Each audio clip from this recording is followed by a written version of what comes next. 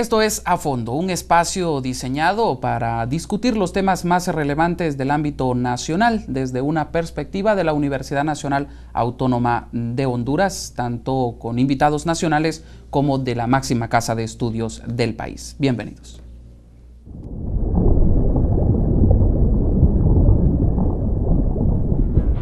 UTV presenta A Fondo.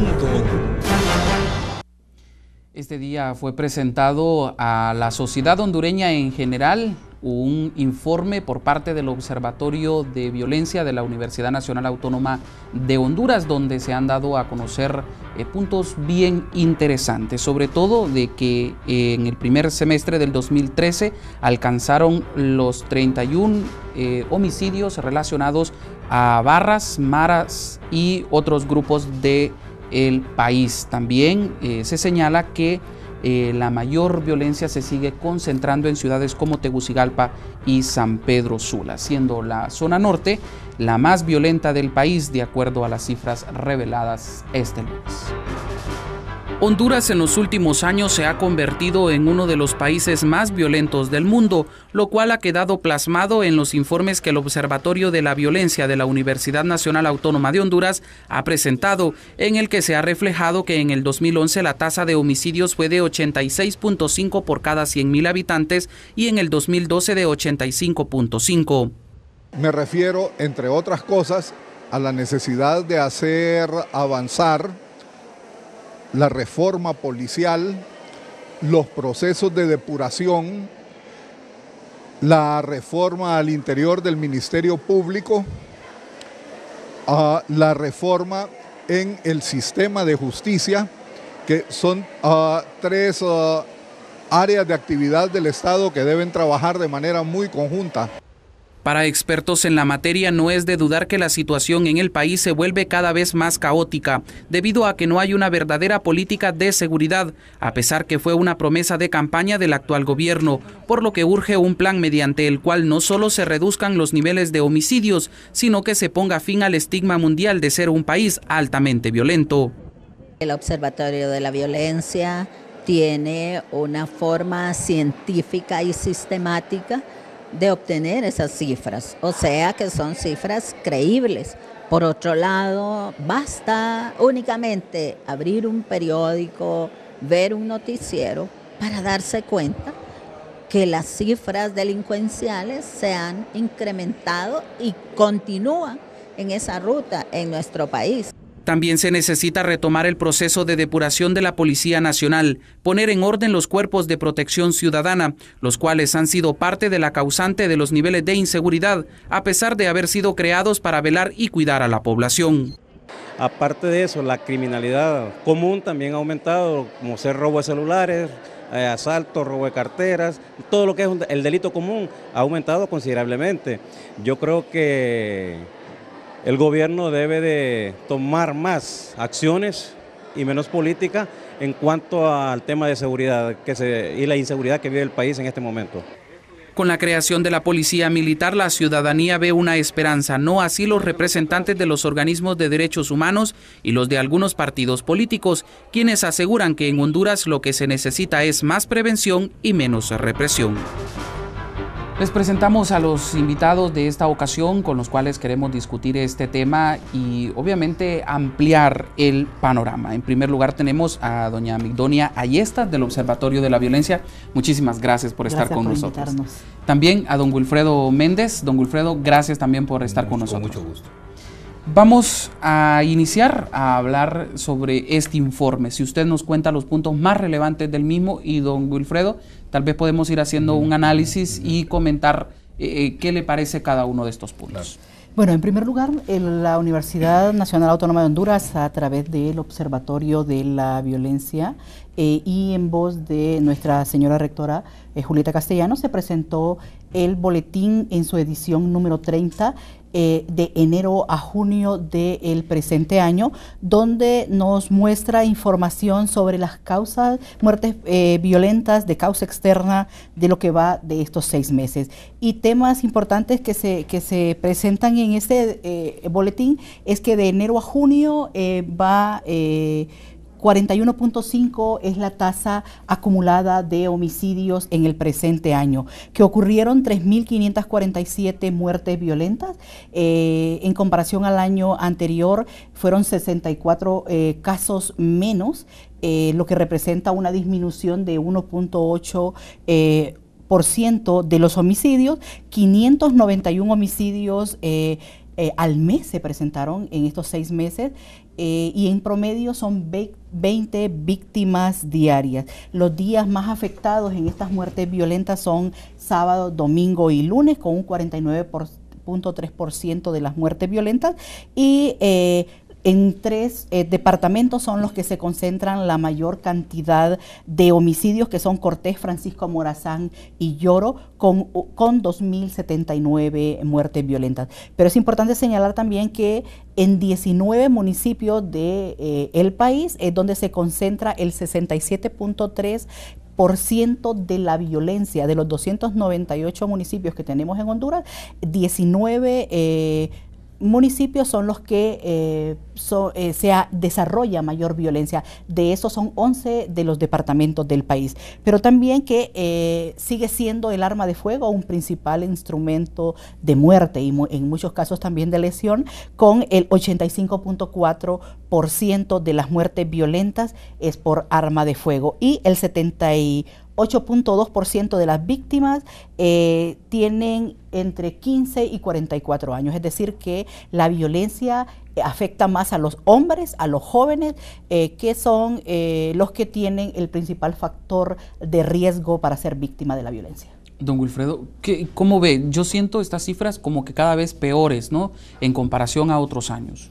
Habría que ver los términos absolutos, ¿verdad?, del año pasado a este año, en las cifras. Tendríamos que verlos, y un momento yo se los muestro. En el año pasado ocurrieron 3.614 de enero a junio del año pasado, y en este presente año fueron 3.547. Por eso decía que son 64 casos menos en relación al año pasado. Por eso es que la violencia disminuyó 1.8, que es leve en comparación a otros años, que aumenta radicalmente. Sí. Bueno, mire, en principio yo creo que uno de los primeros estudios que habíamos conocido del observatorio nos indicaba que la disminución de los homicidios por cada 100.000 habitantes no iba a ser una bajada dramática, sino que se iba a mantener arriba de 80. Esa era la tendencia, y parece ser que con el dato que ahora da el Observatorio de la Violencia en este momento, pues prácticamente se confirmaría. Bueno, la tendencia se confirma, pero no podemos confirmar el dato todavía porque el Observatorio lógicamente el año no ha pasado y hay que revisarlo. Y en ese sentido, me parece que el dato que da el Observatorio y la tendencia que podría tener significaría que el Honduras seguiría ocupando el lugar del país más violento del mundo, y por lo tanto, como algunos lo han calificado, como la capital del crimen. Lo que le indica entonces en este sentido de que el Estado tiene que hacerse un replanteamiento de las estrategias de seguridad que hasta ahora se han venido implementando. Lógicamente hay que analizar varios factores, varios elementos que se concentran en estas cifras. Le preguntaba a Migdonia como coordinadora del Youth Pass, cómo esto estaba afectando también los temas de las masacres, que era una de las cosas y una de las preocupaciones que algunos sectores preocupa mucho por este comportamiento también del delito. Recientemente hemos visto que se ha incrementado esta exposición de los cuerpos a la luz pública, o el tema de los desmembramientos, o el tema de los depósitos de cadáveres en cajas de cartón, en colchones. Entonces, también hay que ir observando el comportamiento que se esté dando, y además habrá que profundizar también en los móviles que se están presentando. Mire, cuando uno está en otros lugares fuera del país, le preguntan, o cuando vienen consultores externos, que cuáles son los móviles de las muertes de estos, si uno puede diferenciar. Y miren, el caso, por ejemplo, yo presento uno de los casos que me parece más complejos, el caso de la prensa. Cuando uno quiere establecer claramente cuáles son los móviles para este tipo de asesinato, es muy complicado, porque no tenemos una investigación criminal muy inefectiva. Entonces, en este asunto también hay otro tipo de mensajes que se mandan que no son buenos, tienen que ver con el tema de la impunidad. Cuando usted mira un proceso de depuración policial que se detuvo completamente no entró a un proceso de fortalecimiento y mira más bien un proceso de retorno, más bien de retraso o de contrarreforma al establecer la policía militar que se estableció en los años 80 y que prácticamente lo que teníamos en los 80 era la aplicación de una doctrina de seguridad nacional, lo que encuentra es una alta preocupación porque en temas de impunidad encontrará que no se avanza para poder mandar un mensaje claro a los criminales, y lo que se dice aquí es siga delinquiendo, siga matando, no hay ningún problema, siga robando, y eso no ayuda para bajar los niveles de homicidio.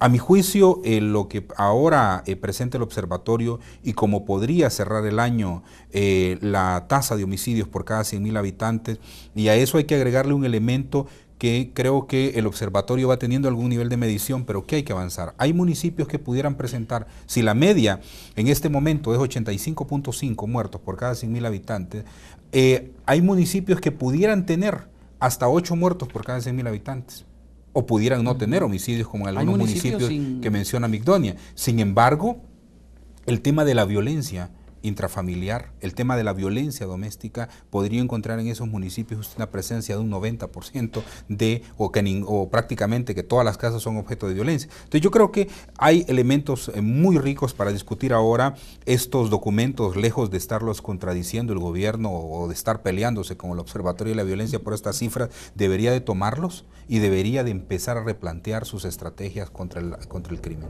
¿Cuántos municipios hay donde no se han reportado violencia? Bueno, el observatorio ha hecho un análisis desagregado de lo que está pasando por zona geográfica y por municipio, y vemos que 56 municipios no se presentó violencia alguna en el plano de muertes por causa externa. No quiere decir que no hay violencia doméstica y violencia intrafamiliar que no llegue a resultados fatales, sino que son esas agresiones físicas, psicológicas, verbales y sexuales que no llegan a resultados fatales. Eso podría estar ocurriendo, pero en materia de homicidios, suicidios y muertes no intencionales, no en 56 municipios. Pero déjeme explicarle también que en 16 municipios que tienen abajo de la tasa mundial de 8.8 por cada 100.000 habitantes. Hay 16 municipios que tienen entre 1 y 10 homicidios. Luego tenemos unos municipios que se van acercando a los municipios rojos, que le llamamos nosotros, que son los municipios más violentos, que están arriba de la tasa en este momento promedio de 41.5, y hay 155 municipios que tienen entre arriba de 8.8 y abajo de 41.5, que es el promedio de enero a junio. Pero hay 71 municipios con tasas superiores a 41.5, y ahí vemos municipios como La Ceiba, Tela, Tocoa, Trujillo, Comayagua, Ciguatepeque, Santa Rosa de Copán, Choloma, La Lima, Puerto Cortés, y así encontramos dentro de esos 19 que ya decía yo, pero siempre son esos municipios donde son cabeceras municipales, donde hay grandes concentraciones poblacionales y mucha actividad económica, que es lo que hace también ese movimiento de personas y de actividades lícitas o ilícitas que dan muerte violenta a las personas. Ahora bien, ese 1.8% en comparación al año pasado, los mismos 6 meses del año pasado, ¿cree que sea por poner en práctica alguna actividad o cree que es mera casualidad esta reducción? Esa es una muy buena pregunta. Es una muy buena pregunta. Le pregunto porque el hecho de que, bueno, ¿hay alguna política, se ha visto alguna política o la creación de nuevos cuerpos de seguridad, digámoslo así? ¿Esto habrá hecho que se reduzca esto o qué cree que ha pasado ahí? Mire, yo creo que esa es una pregunta muy, pero muy buena, que yo no me atrevería a decirlo, a afirmar con mucha fuerza algo, porque ¿sabe qué sucede? Que hay zonas que controla el crimen organizado donde no pueden suceder no homicidios. ¿Por qué? Porque recuerde usted que es lo que se denomina seguridad alternativa, que es una palabra que me parece un poco complicada para decir seguridad alternativa. Hay lugares donde no se dan estos tipos de homicidios porque quienes proveen la seguridad son los narcotraficantes, por ejemplo.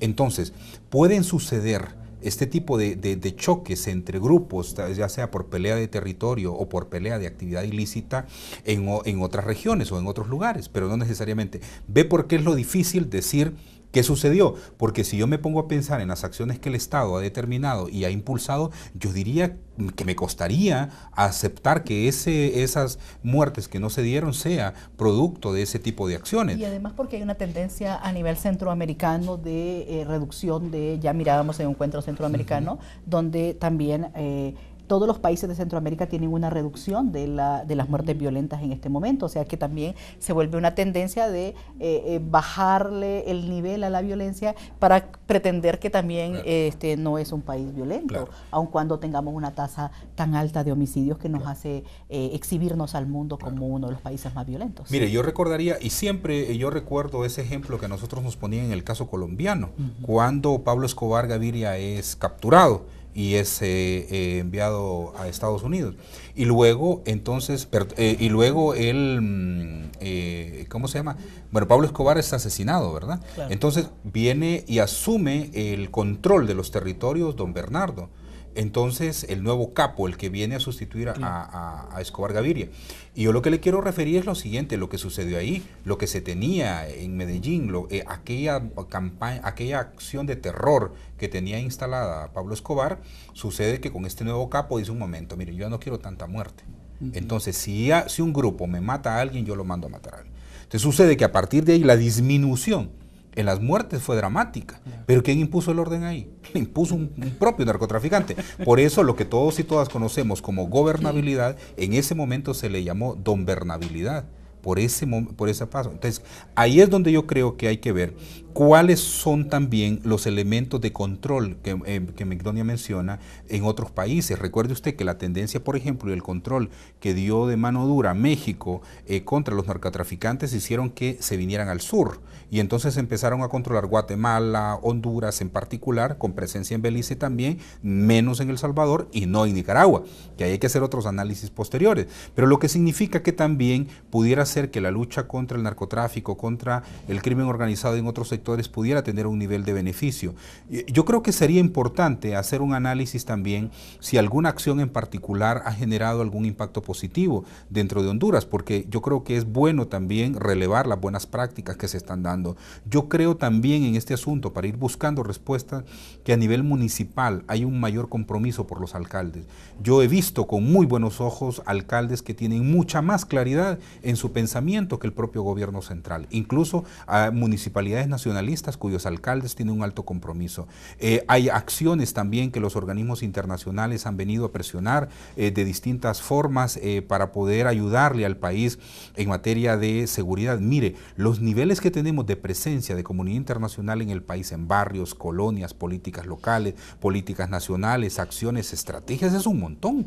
Entonces yo creo que también esos elementos pueden contribuir, además de que uno siempre encuentra, aún en el peor gobierno, encuentra alguno que otro funcionario que tiene alguna buena voluntad. ¿Cortés y Atlántida siguen siendo los departamentos más violentos de todo el país? Sí, si lo vemos por número de homicidios, estamos en Cortés, en San Pedro Sula, que es el municipio que tiene 803 homicidios en estos 6 meses. Luego sigue Tegucigalpa con 565 y el otro municipio es La Ceiba con 123. Ahí en esos departamentos, Cortés, Santa Bárbara, Lloro, Santa Rosa de Copán en sí, y Francisco Morazán, incluyendo también a Olancho, son de los departamentos que mayor violencia homicida están presentando, que casualmente es la ruta del narcotráfico en el país, donde hay mayor presencia incluso militar y policial y donde se están dando estas muertes violentas. Eso le quería consultar, ¿es la ruta meramente que uno conoce como la ruta del Atlántico, donde más casos de esta naturaleza son los que se están dando, incluyendo Colón? Gracias a Dios, tal vez no es tanto porque es cantidad mucho menos de personas, está mucho más aislado y muchas veces no se da cuenta uno exactamente qué es lo que está ocurriendo. Y ahí, gracias a Dios, pasa algo. Si muere alguien es un guardaespaldas, no es precisamente los que se están dedicando a actividades ilícitas.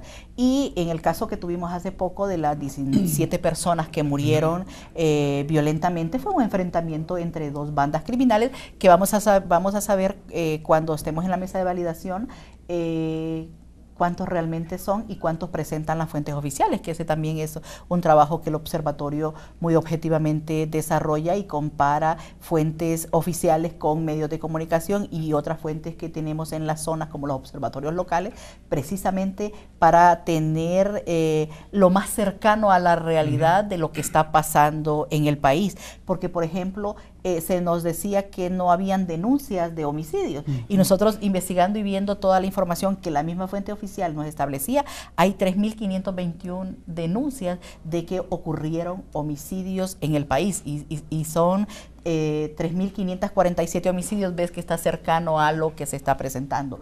Pero algunos medios de comunicación también presentan información que las fuentes oficiales en momento determinado tampoco las registraron. Y ahí hacemos en esa mesa de validación que se presente la información que se tiene y empezamos a analizar caso a caso, porque lo que vamos buscando es que esté más cercano a la realidad. Y ahí hay que ver dos puntos. Obviamente nosotros tomamos, y como sabes, tomamos a la Policía Nacional porque tiene presencia en los 298 municipios, pero también se valida con medicina forense y sabemos que no tiene presencia, que necesita tener presencia en los 298 municipios y que en este momento solo tiene 25 médicos que hacen levantamientos cadavéricos, que también es una información oficial, y 3 regionales de medicina forense. Pero aun cuando en muchas veces haya regionales de medicina forense para hacer autopsia, muchos familiares tampoco permiten que a su familiar se le haga la autopsia. Y eso no quiere decir que ese homicidio no existió, porque realmente tenemos evidencia científica de que sí ocurrió. Vamos a hacer una pausa. Al retornar queremos abordar el tema de los jóvenes. Ya nos dio a conocer unas cifras ahí bastante preocupantes, doña Migdonia, así que al retornar vamos a hablar sobre este tema. También vamos a hablar sobre el tema de las masacres y lo que piensan los estudiantes sobre el tema de la inseguridad. Ya regresamos.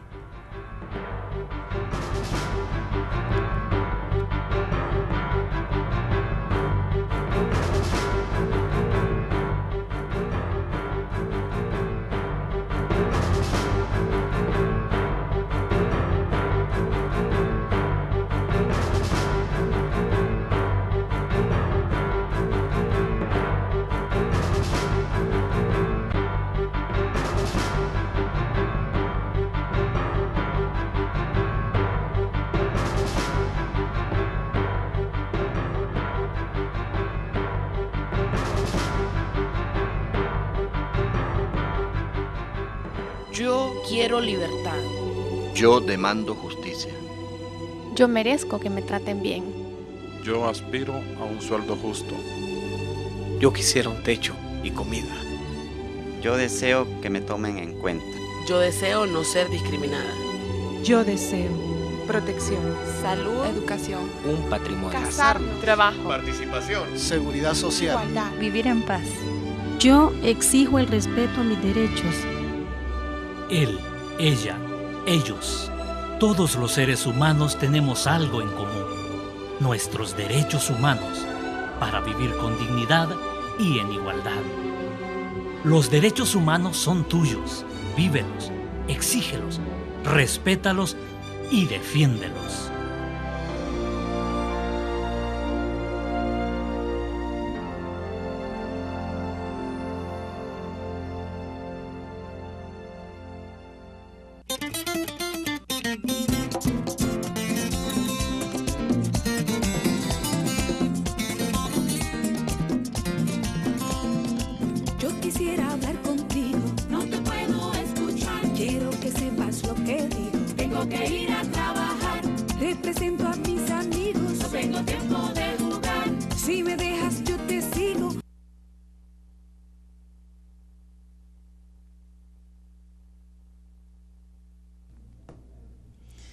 Gracias por continuar con nosotros. Estamos hablando sobre el informe presentado por el Observatorio de la Violencia, en el cual se habla de todo lo que ha estado ocurriendo en nuestro país en materia de seguridad. Los jóvenes de la Universidad Nacional Autónoma de Honduras, estudiantes de la máxima casa de estudios, nos dan a conocer su punto de vista, su opinión sobre este tema de inseguridad, las cifras y lo preocupante que ahora resulta salir a la calle a pesar de que es una necesidad. Lo que nos preocupa es que no sabemos directamente si la seguridad está afectando a todos. A nosotros como jóvenes nos afecta directamente porque somos los que andamos en la calle, pero también nos afecta a la hora de expresarnos, de tener libertad de expresión, así como ustedes los periodistas. Nosotros tenemos miedo a veces de expresarnos en ciertos espacios porque tenemos miedo de la policía, tenemos miedo de los militares, tenemos miedo de la gente del gobierno. Entonces hay poca credibilidad dentro de las instituciones, ¿verdad? De las figuras públicas, del gobierno y por ende de la policía, pues. De la policía. Vemos el caso lamentable, ¿verdad? El del compañero de carrera también de sociología, el hijo de la rectora. Entonces, esas situaciones se dan a diario en este país, solo se dice que son ajustes de cuentas, ¿verdad? En los diarios sale ajuste de cuentas o a saber por qué fue, ¿verdad? Pero nunca se esclarecen los casos. Aquí hay un problema de impunidad, no lo están resolviendo, pero ¿cómo lo van a resolver?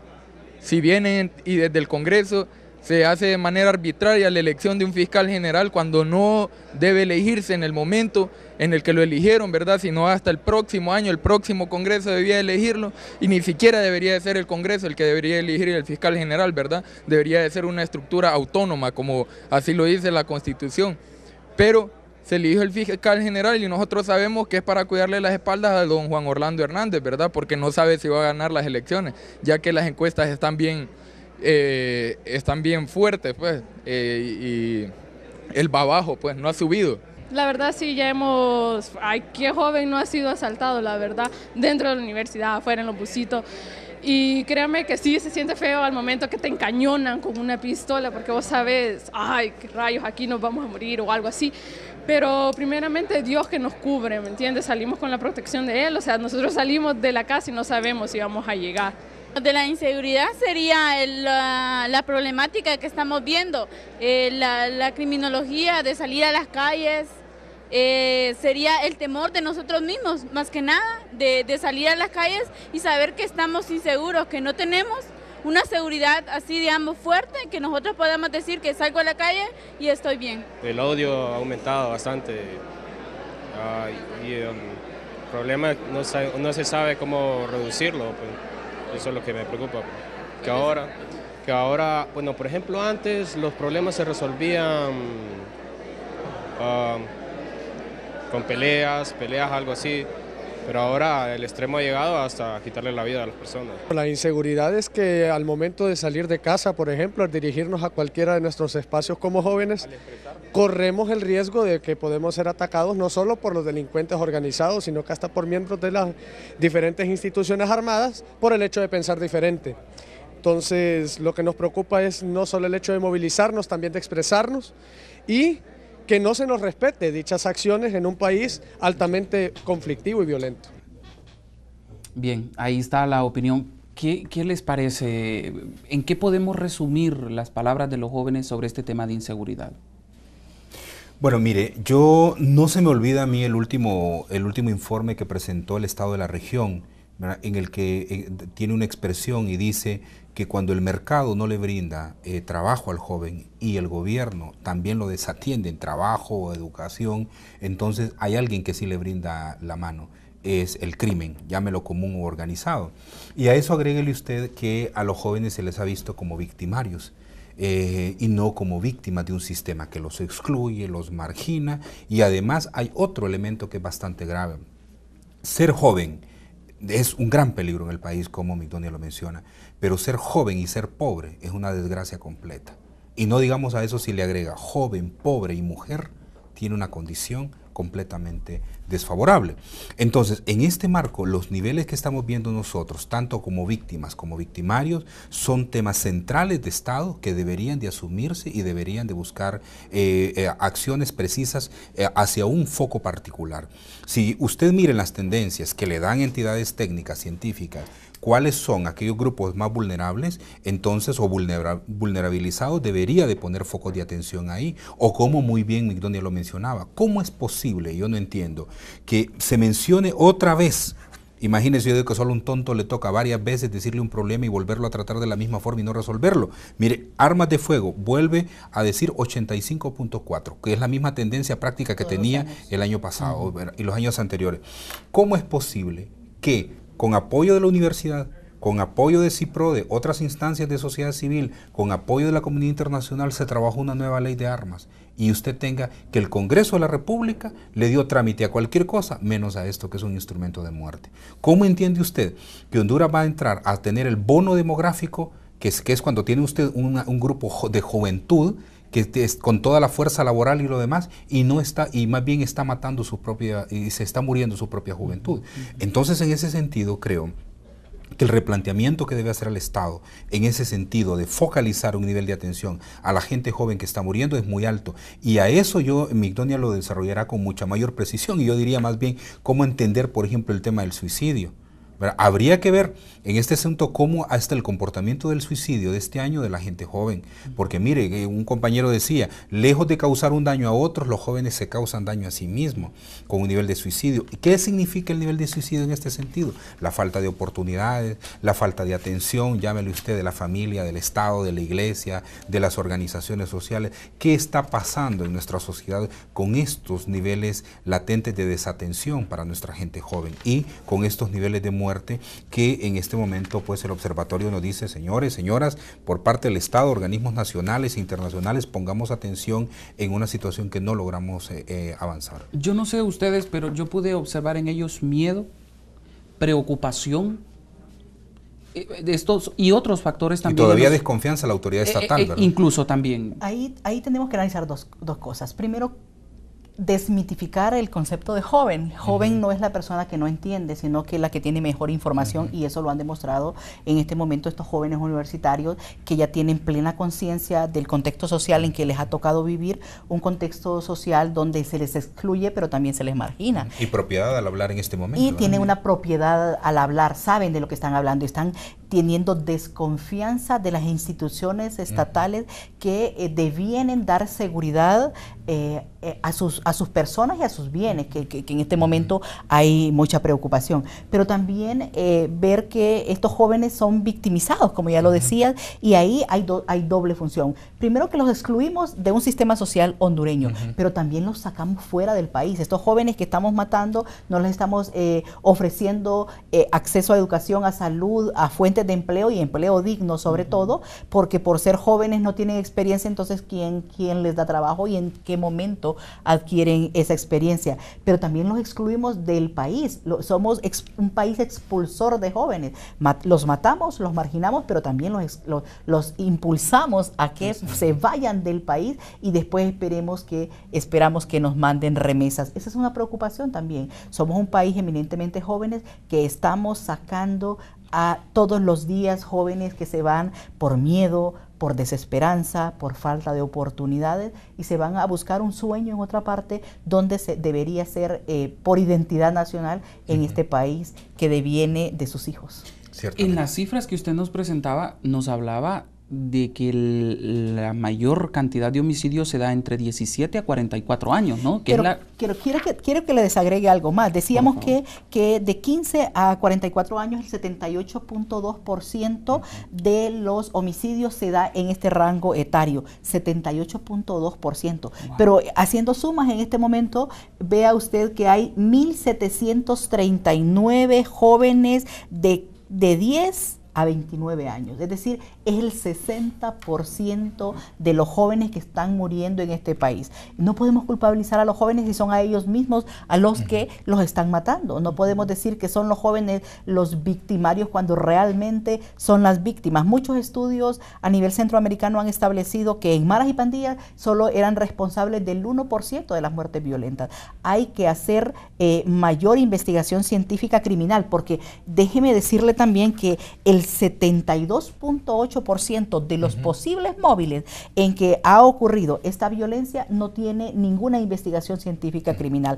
Ahí es donde está el problema, saber por qué está muriendo la población en Honduras, estos 3.547 personas, donde 323 son mujeres, explicarle sería una muy buena postura de la Secretaría de Seguridad, decirle qué es lo que está pasando y en qué tiempo nos van a decir a la hondureñidad que van a investigar este 72.8%. Y normalmente ese es el promedio en que se establece año con año de los datos que presentamos que no tienen ninguna explicación del posible móvil. De los 41.105 homicidios que han ocurrido desde el 2004 hasta el 2012, sumándole esta cantidad, vamos a ver que hay gran cantidad de homicidios que no han sido investigados y que realmente no se van a investigar y que al final van a caer en esa impunidad que tanto hasta los jóvenes ya con propiedad establecen que en Honduras hay una impunidad que es galopante. ¿Cuánto es el nivel de impunidad en este país? El 82.8 decía el comisionado de los derechos humanos, aunque Naciones Unidas hablaba de un 92, ¿verdad? Imaginen una impunidad de 92, ¿verdad? 92%. Esta situación de los jóvenes, don Wilfredo, bueno, ya hablábamos que son expulsados, marginados, o es la mayoría de ellos los que están pasando lo peor en el país. Desde un punto de vista de derechos humanos, ¿cómo podemos ver esto? ¿Cómo poder analizarlo?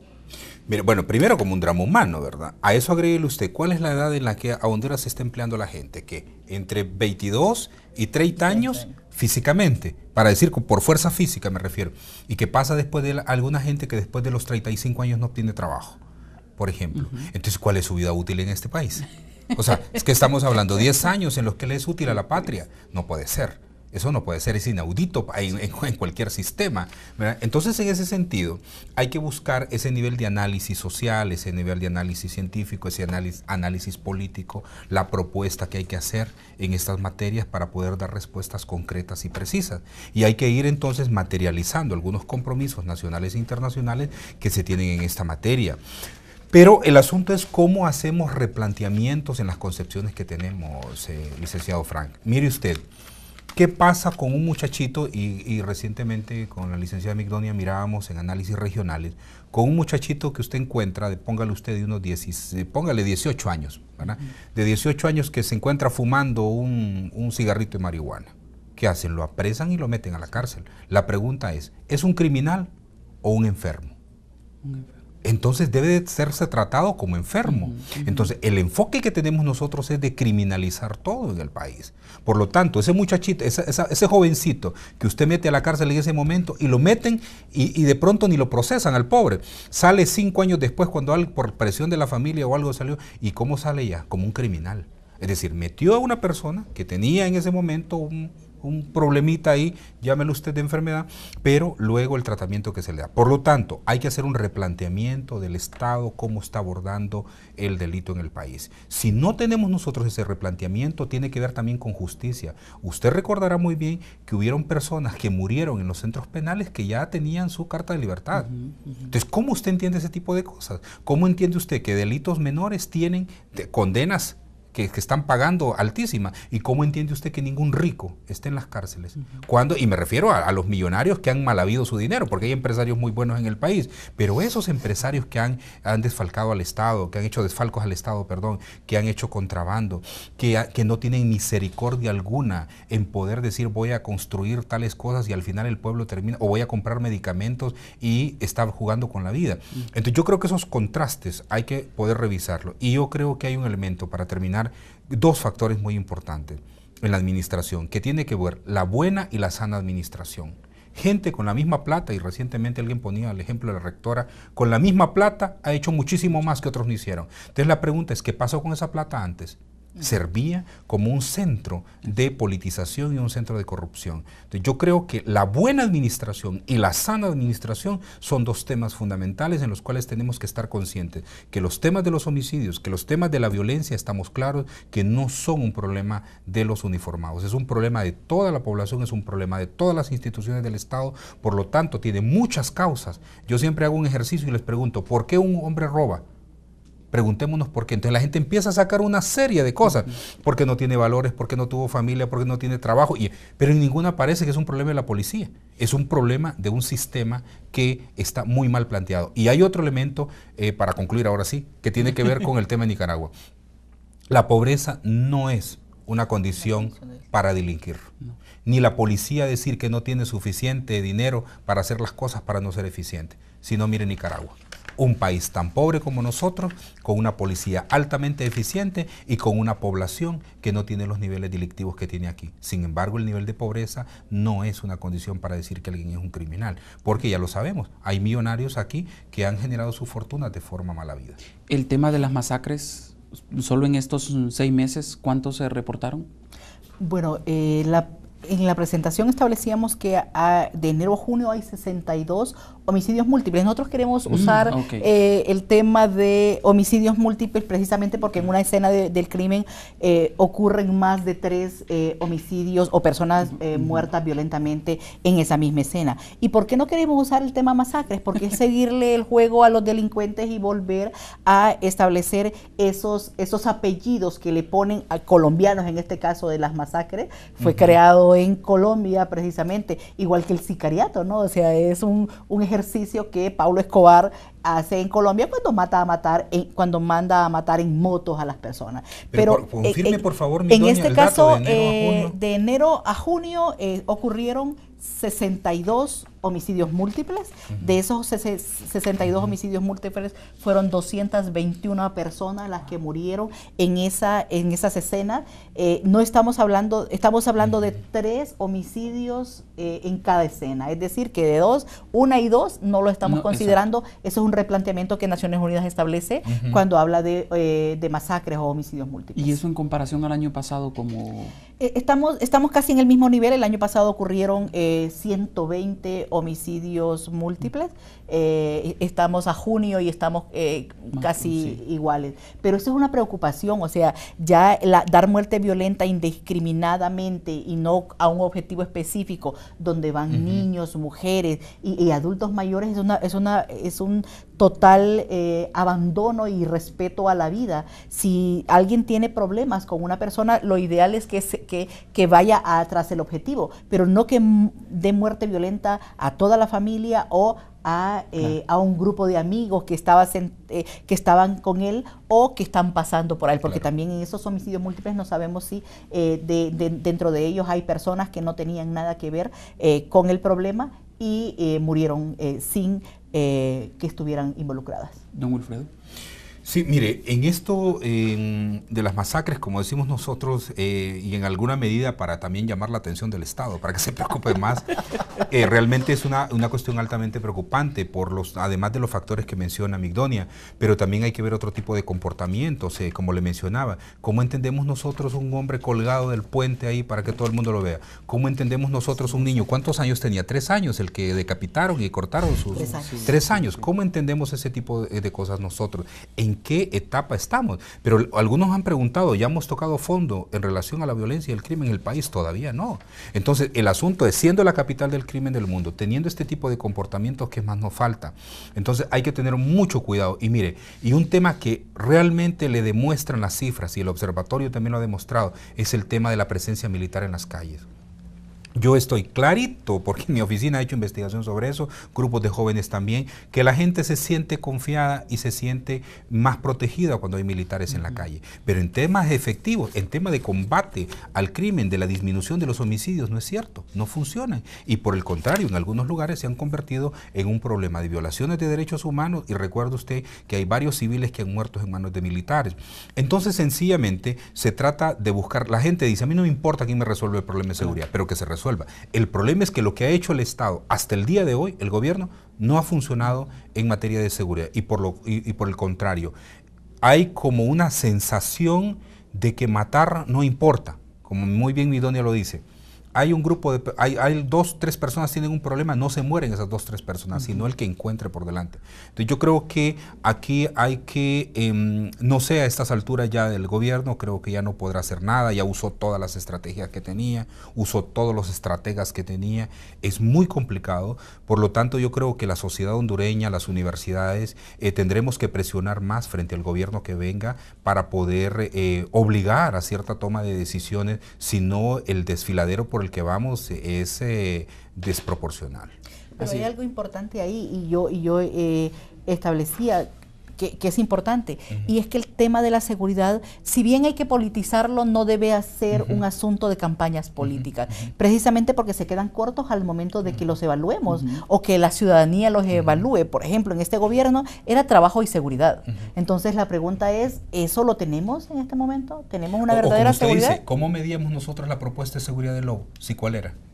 Es decir, no hay forma de medición. Por eso es importante lo que Midonia menciona. Los políticos están obligados a presentarnos cuál va a ser su estrategia de seguridad. ¿Cómo lo van a hacer? Exactamente. Y a partir de ahí, nosotros medirlo. Lo que no se debe hacer y es repudiable es la manipulación. No solamente decirnos vamos a hacer esto, vamos a hacer aquí, vamos a hacer allá, sino que nos digan qué forma, cómo lo pretenden lograr. Bien, y hay una cosa importante ahí solo para terminar, y es que el tema de la edad punible, las actividades que requieren que más cárcel, más penas, eso realmente no funciona y no ha funcionado en ningún país. Y al final lo que tenemos son cárceles llenas, pero sin medidas alternativas a esas cárceles. No hay rehabilitación y no hay reinserción social. Entonces vamos a tener un país de cárcel y eso no puede ser posible. Don Wilfredo, yo a usted le agradezco mucho, sé que tiene un compromiso, incluso lo hemos atrasado bastante. Muchas gracias por habernos acompañado. Nos vamos a quedar con doña Midonia todavía. Un honor siempre estar con Midonia. Igualmente. Muchísimas gracias. Vamos a hacer una nueva pausa. Les invitamos a que continúen con nosotros, que ya vamos a retornar.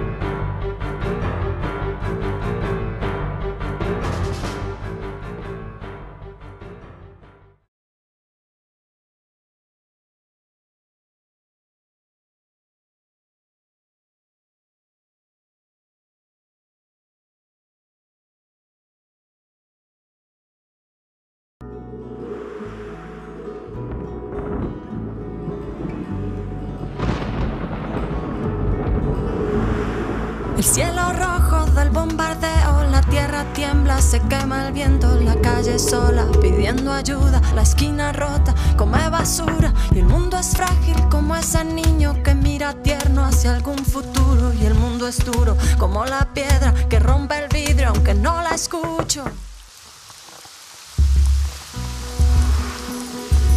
Hoy una voz de niña pidiendo calor, pasaba la muerte, la niña llorando, el silencio explotó. Que nada es tuyo, que todo es mío, que nada es nuestro, que de ninguno, que nada es cierto, que todo es turbio, que tiembla el aire, que quema el frío, que la esperanza con cuentagotas, que nunca es tarde, que no está rota, para cambiarlo, para moverlo, este mundo duro, buscar lo tierno, buscar lo bueno, que queda mucho, salvar la vida, que es un derecho, salvar la vida, salvarla entera, vivirla toda, sentirla buena.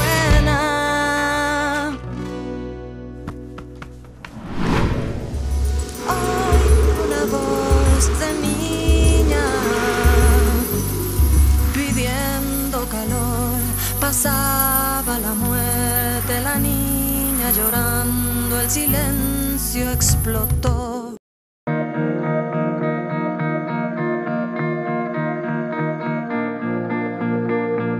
El consultorio jurídico es un servicio de asistencia legal gratuita que ofrece la Universidad Nacional Autónoma de Honduras a todas las personas naturales y jurídicas que por su situación económica no pueden contratar servicios legales en forma privada. No importa lo delicado de su caso, siempre hay una solución legal y en el consultorio jurídico estamos listos para ayudarle.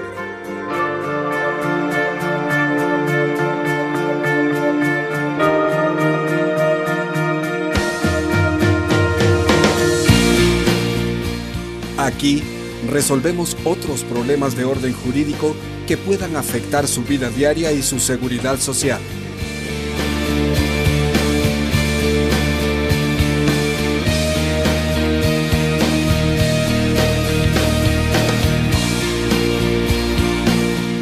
El consultorio jurídico le ofrece además atención profesional psicológica en casos de violencia doméstica y conflictos familiares, una sección de trabajo social y un centro de reconciliación y arbitraje para solución de conflictos extrajudiciales. Visítenos, que nuestra universidad tiene un equipo especializado para resolver su problema. En el consultorio jurídico, cada caso tiene efectos definitivos.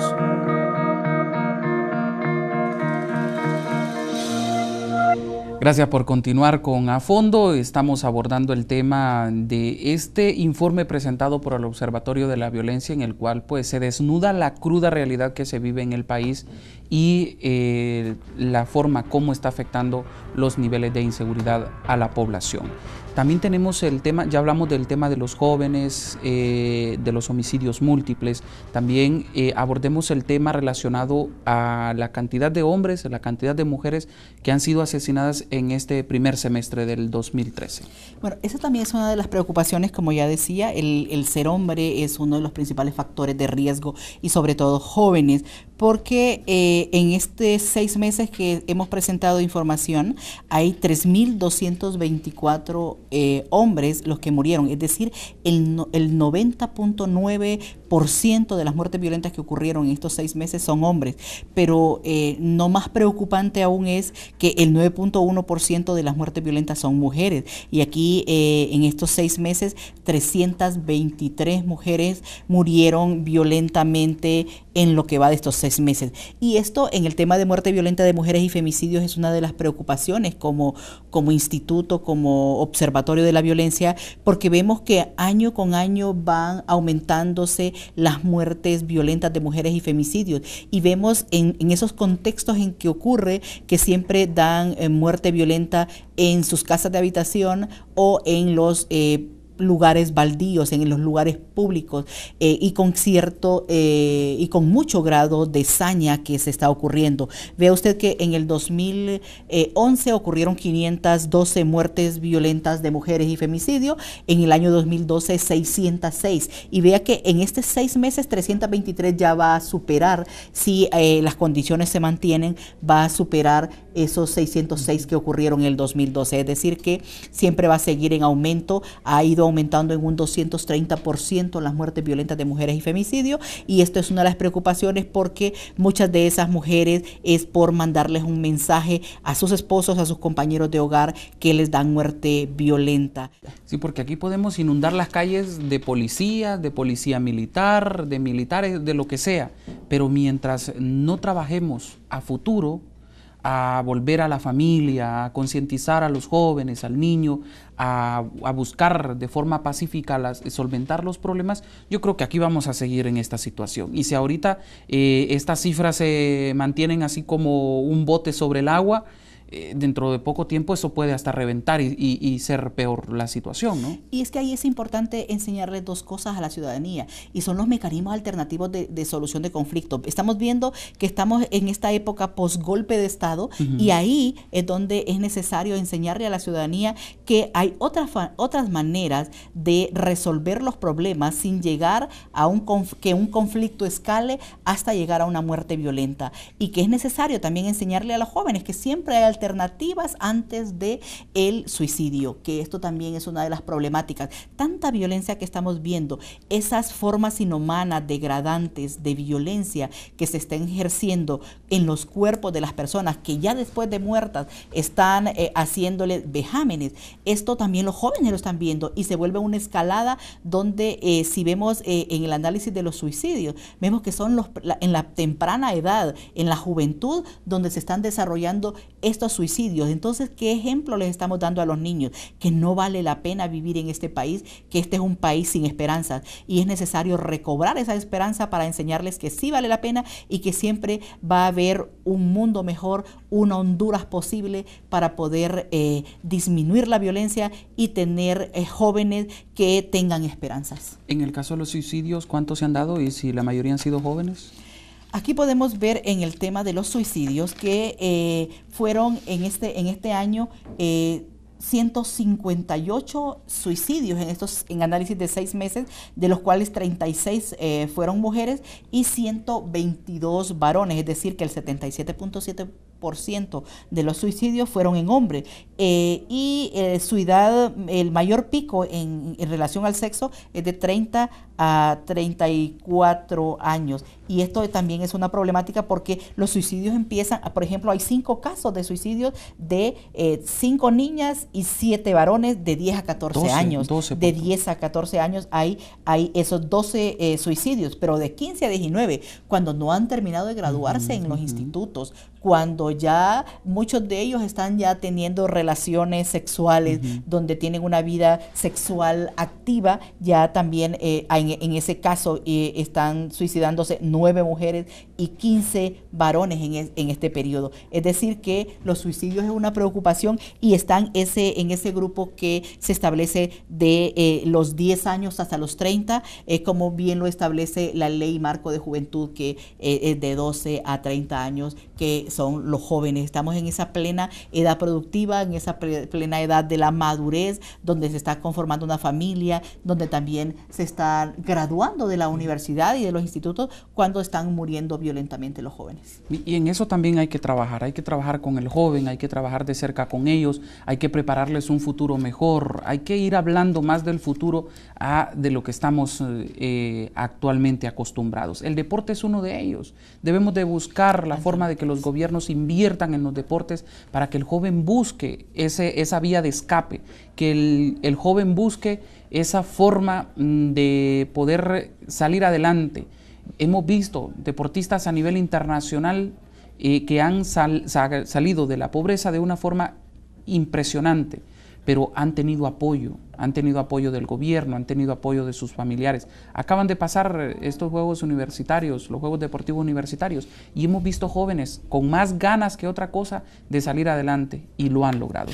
Doña Migdonia, de verdad que es para mí un placer haberla tenido por acá. Esperamos que no sea la última vez, sino que, porque ahí hay un montón de temas en los cuales si nosotros nos escurrimos se nos va toda la hora. Podríamos analizar uno por uno, y estaríamos mucho tiempo, pero para mí también es un gusto que estar en nuestra casa, que es la universidad. Yo me siento orgullosa de ser profesional graduada en la universidad, pero también darle lo mejor que tenemos como un equipo del Observatorio de la Violencia, del Instituto Universitario en Democracia, Paz y Seguridad, donde estamos siendo el ejemplo de la universidad. Eso para mí es un orgullo, y en los mejores años hay que devolverle a la universidad lo que nos dio, y eso es lo que hacemos como Observatorio de la Violencia: construir ciencia para que los investigadores puedan usar estos datos y poder establecer políticas públicas, poder establecer acciones, estrategias, y ahí mismo también evaluar esas estrategias. Eso es lo importante. Y que la población hondureña, los medios de comunicación, empresarios, políticos y todos estén pendientes de ese tipo de informes significa que la universidad va por buen camino y que el trabajo que ustedes han llevado a cabo vale la pena y que es un gran trabajo y que debería de seguirse llevando a cabo. Ahí tenemos que decirle a la ciudadanía que la universidad es objetiva al hacer estos análisis, no tenemos un compromiso con religión, con política y con nada que no tenga que ver con la ciencia, y ahí es donde hacemos esos análisis objetivos que le permitan eso, diseñar, establecer acciones y evaluar estrategias a nivel de gobierno, a nivel de municipio. Ahí podemos decir si están dando los resultados que se espera, esas estrategias que han implementado, o realmente si hay que replantearse unas nuevas estrategias de política de seguridad. Muchísimas gracias. Gracias por haber estado con nosotros. Gracias a ustedes también por estar pendientes de A Fondo, y la invitación es para la próxima ocasión con un tema de realidad nacional. Con permiso, muchas gracias.